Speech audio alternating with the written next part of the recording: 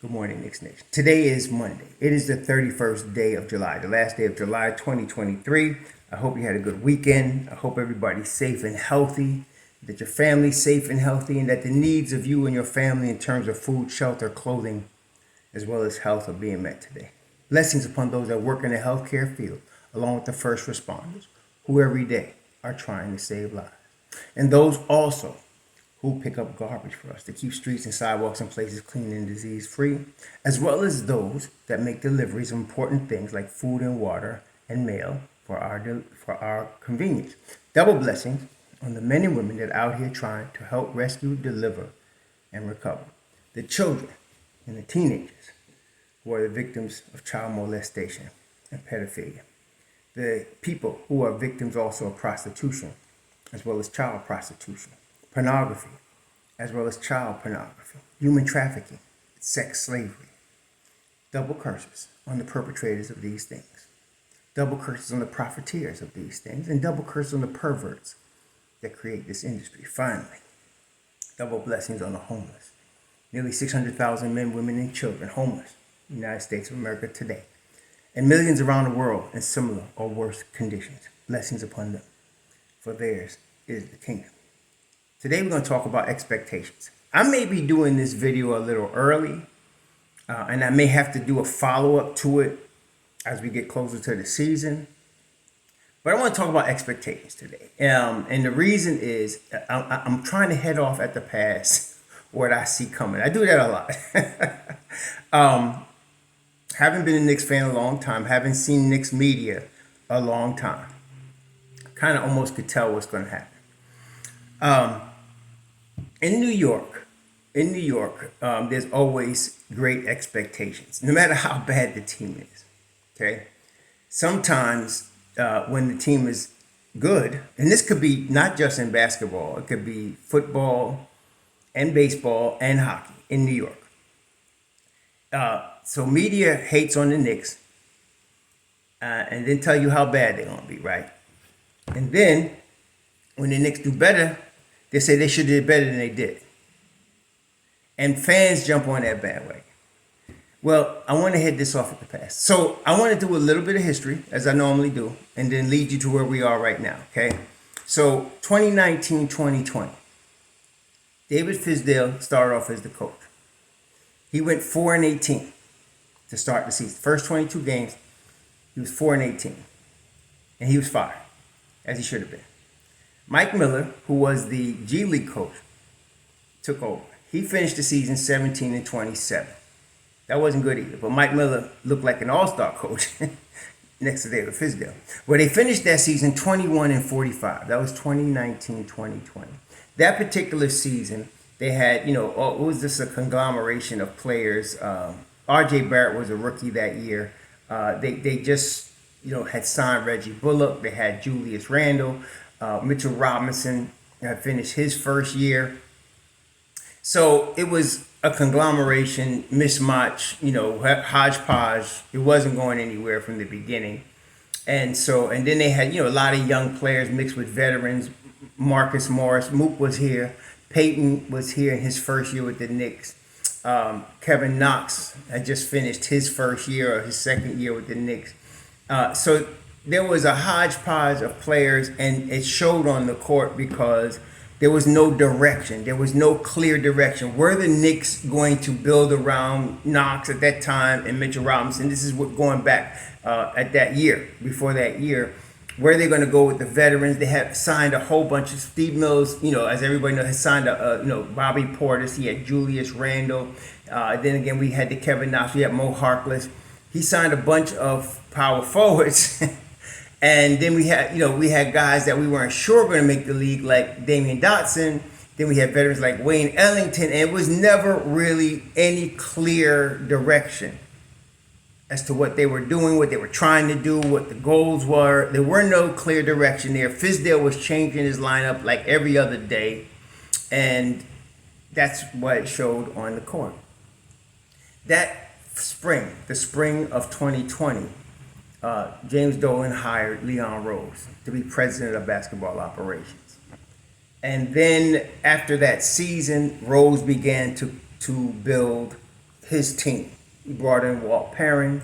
He brought in Kenny, his name, the guy from that's now at Louisville from Kentucky. Kenny, I forgot his name. I think Kenny Payne. He brought him in. He brought in, obviously, he brought in Tom Thibodeau. He brought in Johnny Bryant. He was bringing in Brock Aller. He was bringing in a bunch of guys to create his management and coaching team. The next year, you had Alec Burks. Reggie Bullock was back. R.J. Barrett was now going into his second year. Emmanuel Quickley was a rookie. Obi Toppin was a rookie. Mitchell Robinson was going into his third year. Julius Randle was coming into his second year with the Knicks, and this was going to be the year that the Knicks would decide whether to pick up the third-year option. Julius Randle was on a 2-year contract with a third-year team option. That was done by Scott Perry and Steve Mills. And then they had Elfrid Payton back. Frank Ntilikina was going into his fourth season, big season for him. And they had drafted Tom Thibodeau. Now, these guys weren't all Tom Thibodeau guys, but he had enough to create what he wanted, for his team. So he had Elfrid Payton, a defensive guard, 6'4", defensive guard from Louisiana. He had him at the point. He worked with Julius Randle that summer. The Knicks were actually planning on trading Randle that year because they had drafted Obi Toppin. Okay, that was the COVID year. They went and drafted Obi Toppin and Emmanuel Quickley in the fall of that year. It wasn't Thibs that wanted Obi. It was Leon that wanted Obi. And this is a theme that happened in the first couple of years of their relationship, which we're going to talk about in a second. But Obi wasn't really, but he was drafted 8th overall. Leon wanted him. Guy from New York, power forward, because they were planning on trading Julius Randle. Remember, they had the team option on him for the third year. So he was basically going to be an expiring deal if they dealt him. Okay. Then, so then you got Nerlens Noel. So you had a few guys that were Thibs guys. But even the Thibs guys, aside from Julius Randle, they were basically mid-level, what you would call mid-level role players. That's what they were. Okay. Your Nerlens Noels, your Reggie Bullocks, your Elfrid Payton. They were NBA players, but they were mid-level. They were role players. They were not players that were going to lead you to the promised land, but they were Thibs guys. Okay, so Thibs plays RJ because RJ's the prized guy. That coming into his second season, he was 20 years old, and that was a priority for the Knicks. It wouldn't have been something that Thibs would normally do. So there was a mixture of what Thibs wanted versus what the Knicks want. So you're playing RJ, you got Reggie Bullock at your 2-guard spot. You had Alec Burks coming off your bench. Taj Gibson was another Thibs guy. You got Elfrid Payton. You had, as mentioned, Julius Randle, Mitchell Robinson. Then, of course, they wanted both Thibs and Leon. They wanted Emmanuel Quickley, so they bring him in. Okay, so he's a rookie. So that year, with that team that wasn't completely a Thibs team, it was a 72-game season because of COVID.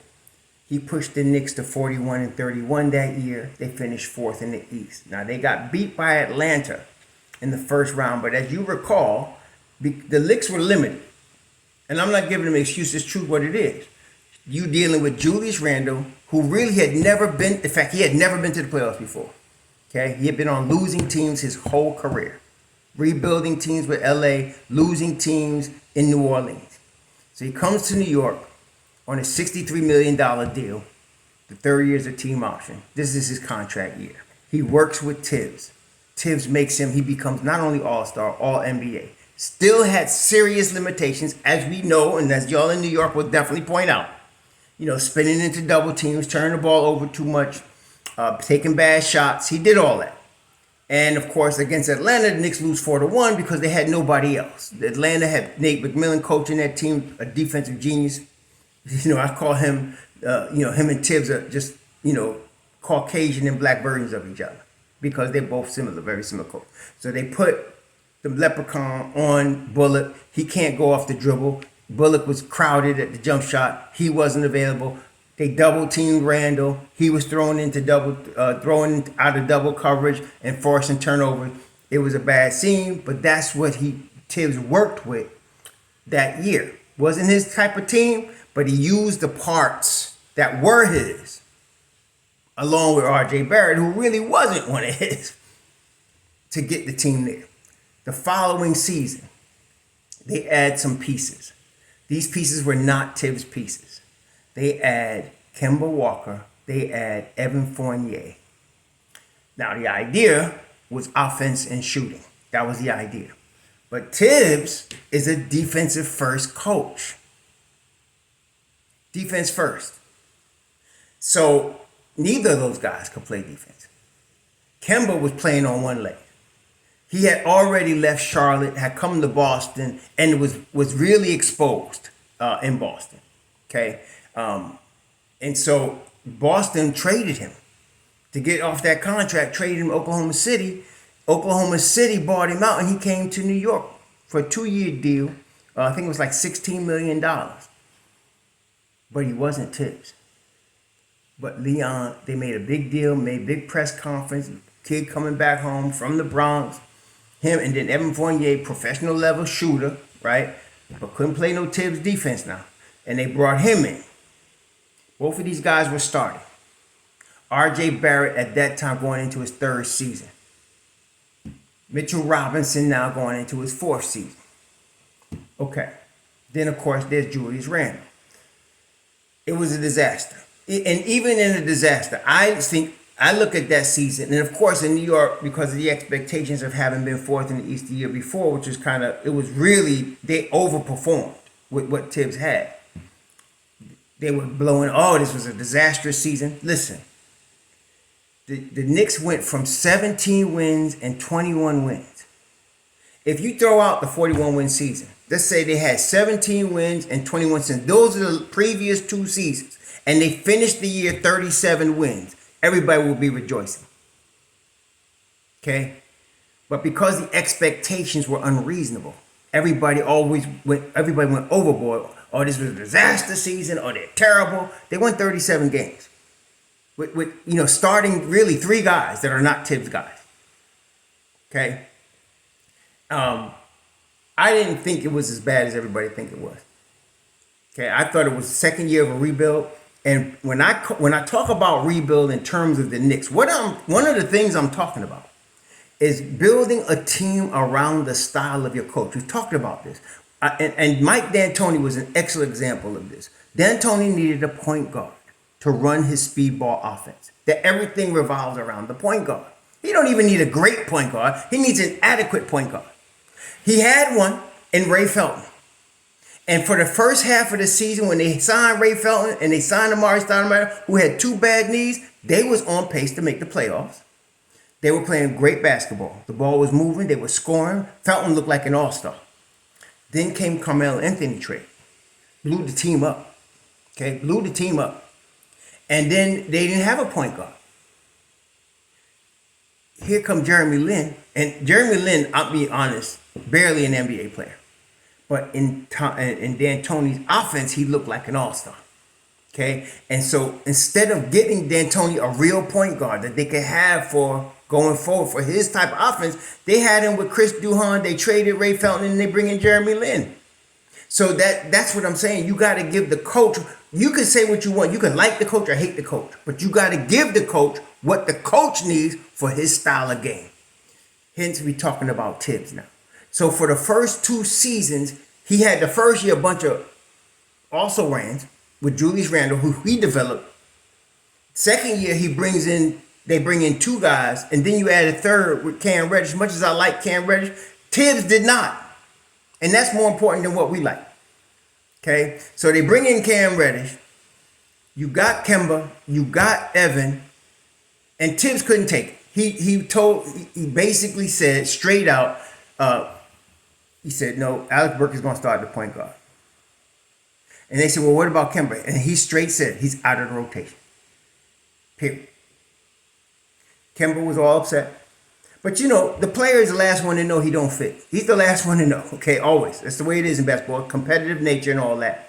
So Kemba gets to play at Christmas because of COVID. People out for COVID. He scores 40. We still lose. And he can't play defense. And he can only play on one leg for most of the game. Okay? So that didn't work out. The following season, which is this past season, they get Jalen Brunson. That's a Thibs guy. Okay? RJ has now developed into a Thibs type player. Okay, going into his now. That was his fourth season. Okay? Then you get Mitchell Robinson, who is a Thibs type guy. He's in Thibs' style, like with D'Antoni, you need a point guard. In Thibs' style, you need a rim protector. Okay, that's what you need with Thibs. With D'Antoni, his whole thing is offense, he needs a point guard. With Thibs, his whole thing is defense, he needs a rim protector. Joakim Noah type dude. Okay, here comes Mitchell Robinson, he's developing under Thibs. So you got that. Julius Randle is now in his fourth season with the Knicks. He's coming off bad year for him, and then All-NBA year before that, but now he's a Thibs guy. Okay? Then you get a guy that Thibs wanted in the draft, Quentin Grimes, who is going to be only in his second season. See, we know Thibs don't like to play rookies. Why? Because Thibs wants to make the playoffs every season. That's just how he is. He would have traded R.J. Barrett in his first year to get somebody to help make the playoffs that year. Whether you like it or not, that's him. I've learned to accept him as he is, okay? And he's not going to change. So he wants to make the playoffs. So he wanted Quentin Grimes. He didn't play him a lot in his rookie year. He played him more than he would have because of COVID. And then the same with Deuce. Those are Thibs guys. So now you had both of Thibs guys. You bring in the Josh Hart, another Thibs guy. Okay? And so you now, and then Quickly was a Thibs guy from the beginning. Obi really wasn't. And there was a dilemma with Obi because Obi is a starter level player. Okay? He needed more minutes. He was an older guy coming out of Dayton. And so he needed more minutes. Okay? He was going to be 25 last year. 24 going on 25. He has to play. He wasn't going to get that behind Julius Randle. Okay? But they used him for the 15 minutes a game he was getting, right? So now you got something. Then you move Cam Reddish. Not a Thibs guy. Elfrid Payton's not back, but you got Jalen Brunson. You got Emmanuel Quickly. Now you're getting a team that's now starting to look like a Thibs team. And last year they won 47 games. Okay? This year, okay, now you have a pretty much a team with Tom Thibodeau's thumbprint all over it. This year, you got Mitchell Robinson now going into his sixth season. He's 25. Okay, he's not in his prime yet, but he's the rim protector. Boom. You went and you got another Thibs guy with Isaiah Hartenstein last year. Tough, rugged dude. Dive on the floor type dude. 7 feet. He's young. He's back. Then you drafted Jericho Sims, a steal.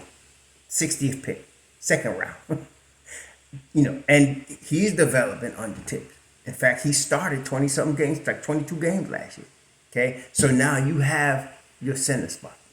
You got Dante DiVincenzo, another Thibs dude. Thibs likes tough kids, available kids. And don't let him be able to shoot as well as play defense because he'll love you. Okay? So now you get Dante DiVincenzo to go with Emmanuel Quickly, Jalen Brunson, Quentin Grimes. You got, see, a lot of people are whining because of how tall these guys are. I hear you. He's 6'4", Dante's 6'4", Grimes is 6'5", Brunson's like 6'1", okay?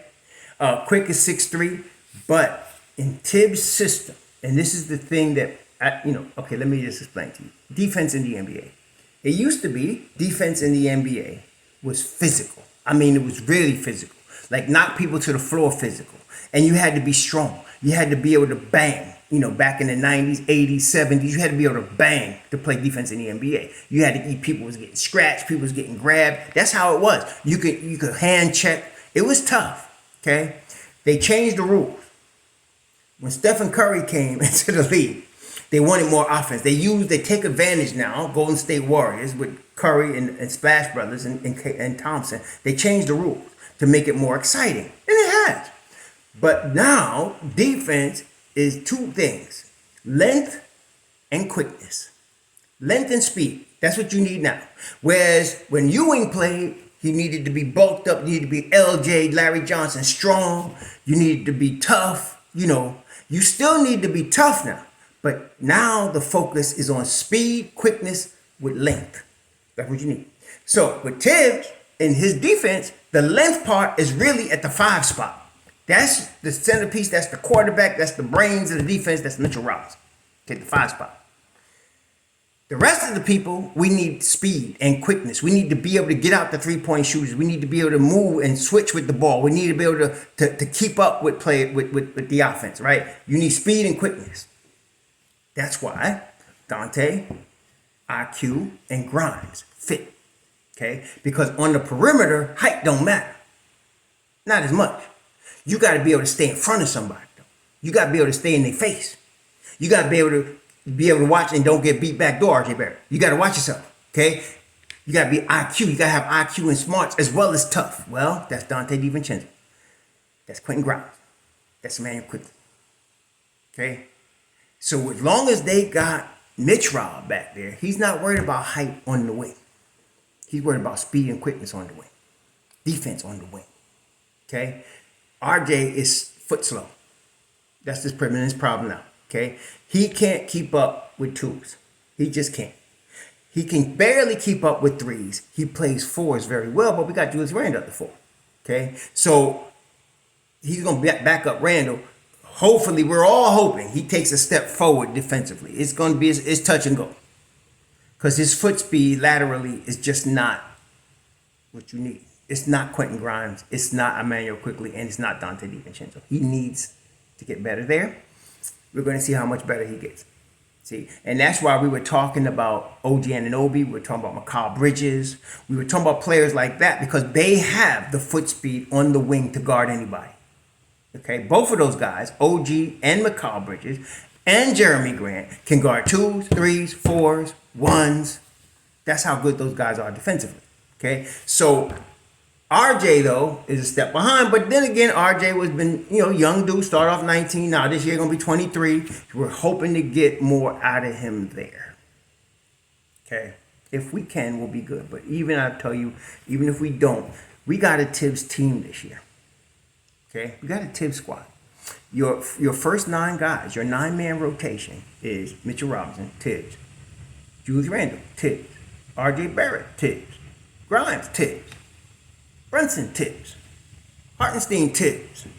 DiVincenzo, Thibs. Emmanuel Quickly, Thibs. Josh Hart, Thibs. All Thibs guys. 10th guy, Deuce McBride, Thibs.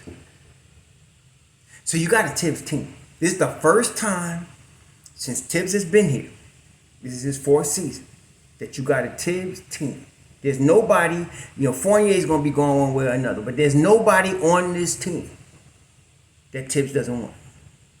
There's nobody on this team that doesn't fit. They're all Thibs guys. Matter of fact, Dylan Windler and Nathan Knight are potential Thibs guys, and they 2-way players. See? So now you got a squad in Thibs' image. Now, normally, I tell you all the time, a defensive-oriented team starts off slow every year. I mean, look at the Heat. Look at the Heat. Heat do this every year. They start off slow. They come on after January and gangbusters as they start getting everything acclimated. I don't know why it happens, but it does. Defensive-oriented teams start slow.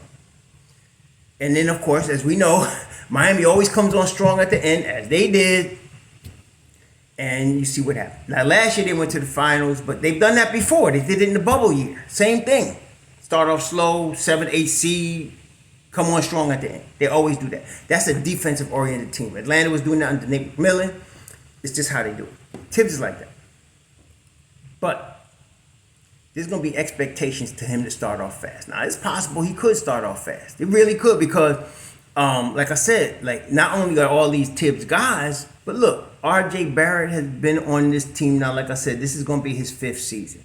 He's played with Mitchell Robinson and Julius Randle for at least, 4 years, 3 years now? So they played together. They know each other. Grimes is now going into his 3rd season, but Grimes is a quick study. He's a very intelligent young man. He knows how to pick up things, and he's already there. Plus, this is his 3rd season. Then, of course, you got Brunson. Now, Brunson, last year was the first year that he had his own team. This is the first year somebody handed him keys and said, this is your team. He didn't have that in depth. Got it now. Of course, he was really all-star, all NBA level. He just got robbed, in all our opinions. So, most of our opinions. So, this year, I'm expecting him. He's a brain, man. He's a basketball brain. The guy plays the game right here, and he knows how to do it. See? So, with him coming into his second year, even though it's his second year with the team, I'm expecting him to be even better, just more under control, understanding the team, know what he got to do. He's Thibs on the floor. He's probably looking at film. He got married the other day. Congratulations, JB. But he's probably looking at film. He's probably studying stuff. He's probably figuring out what he got to do this year to make this team better. I'm very confident in that. And so you can look at that, and then when you the new guys are DiVincenzo and Hart, but you kind of expect them to kind of fit in pretty seamlessly, hopefully. So with this in mind, it could be expected that they might start off fast. They might. But I want to tell you all now, give Thibs his normal 20 to 30 games for everybody to get acclimated. Okay? Because you're going to have people there's already people telling you the Knicks are not going to make the play-in, or they're going to be 12th, or whatever. The Knicks are going to be a top 5 seed in the East. I'm going to say conservatively top 6, but I really expect them to be top 4. Yeah, I know it sounds crazy, but this team is a Thibs team. The last time that Thibs really had a team that was in his image was in Chicago. That was the last time. And when he had a healthy Derrick Rose, they went to the Eastern Conference Finals. And if Derrick Rose didn't hurt his knee, I believe they'd have been in contention for the chip. It was that good. That's when LeBron was playing with Miami, and Chicago could beat them. But they just lost Derrick Rose. Okay? This year, we don't have a Derrick Rose like that. A prime Derrick Rose, MVP level Derrick Rose. But we got a bunch of guys. This is better to me because you got a bunch of guys. You're not dependent on one guy. Right? The guy that they depend on the most, in my opinion, would be Mitchell Robinson. Because like I said, he's Joakim Noah. You need the defensive anchor in Thibs' defense to make this work. Okay? He's important. And of course, Julius Randle is important because you kind of expect him to be there. He's Mr. Available. And so you expect him to be there. But other than that, Brunson is the main guy. He's the top of the head of the snake. But I'm very confident in Emmanuel Quickly. I'm very confident. If something happened, God forbid, something happened to Brunson, I'm very confident Emmanuel Quickly could jump into that driver's seat and drive this car. Yeah, I'm not worried about that. Okay, but it'd be better to have Brunson, right? But you got backup. That's my point. You got backup at the 2 guard. You got backup at the 3. You could put Grimes at the 3. You could put Dante at the 2. You can put Emmanuel Quickly. We talked about Quick and Grimes together. We got all kind of stuff. And then we still got Deuce there. So we good. I wouldn't be surprised if they started off fast. But I'm going to tell y'all, and I'm saying to myself, hold your expectations. Give Thibs that 30 games to get everything acclimated. And I think we got something here. Okay? Everybody, not everybody, but a lot of people been calling for Thibs' head. As I just gave you in this analysis, you give Thibs the tools that he needs, and he will produce for you. Okay? He's already shown that. The first year, he didn't have but a hodgepodge team. And they went 41-31. Second year, you added 3 pieces he didn't want. And he still squeezed out 37 wins. Last year, you gave him a team close to his image. And they win 47 games and a 5th in the East. This year, he has a team in his image. They played together. They know his system. Okay? I think we're going to be all right. So I'm just trying to control the expectations right now. Be patient. I know that's a difficult thing to do in Knicks Nation. Be patient. Don't listen to the media. The Knicks don't need to trade anybody. They don't need Dame Dollar. They don't need to go trade for him. They don't need to go get PG-13. They need to keep this team as it is and roll and rampage. Y'all enjoy your Monday. So